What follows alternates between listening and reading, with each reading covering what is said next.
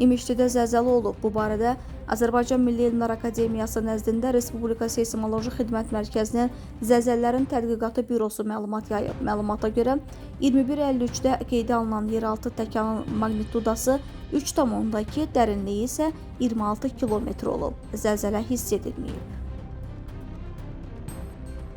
Paytaxtın Binəqədi rayonu ərazisində 14 yaşlı yeniyetmə həmyaşıdı tərəfindən kəsici deşici alətlə xəsarət yetirilməsi ilə bağlı polisə məlumat daxil olub.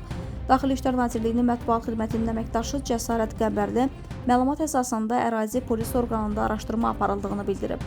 Faktla bağlı Cinayət Məcəlləsinin müvafiq maddəsi ilə cinayət işi başlanılıb. İstintaq araşdırmaları çərçivəsində tərəflərin izahatları alınıb, hadisə yerinə baxış keçirilib, şahidlər dindirilib. Xəsarətlərin ağırlıq dərəcəsinin müəyyən edilməsi məqsədi ilə müvafiq ekspertizalar təyin edilib. Hazırda hadisənin bütün halları və baş vermə səbəblərinin tam, hərtərəfli və obyektiv araşdırılması istiqamətində zəruri istintaq tədbirləri davam etdirilir.